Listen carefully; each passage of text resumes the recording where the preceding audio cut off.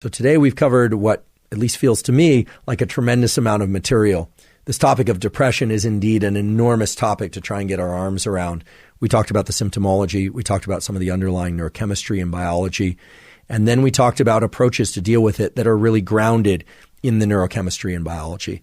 I just want to recap a few of those tools and what those things are. So, number one, don't overwhelm your pleasure centers, either through activities or compounds. It might seem counterintuitive, but you're setting yourself up for anhedonia and depression if you do that.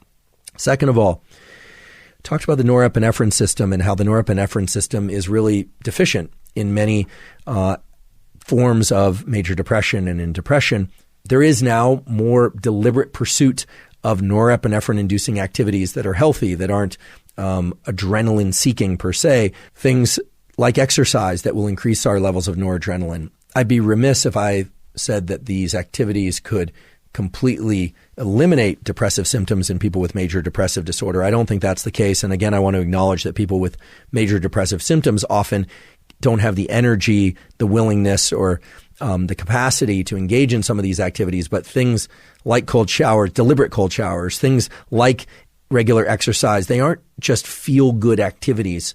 They actually engage the norepinephrine system and keep that system tuned up and allow us to increase our norepinephrine levels at will on a regular basis. And their mood-enhancing effects are real effects that at the level of neurochemistry.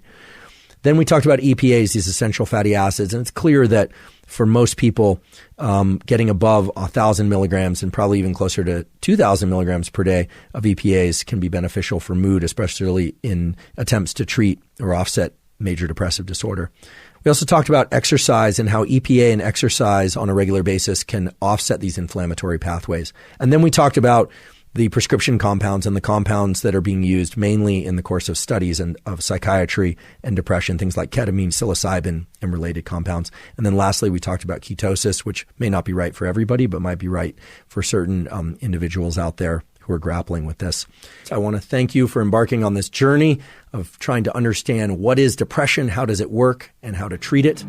And thank you for your interest in science.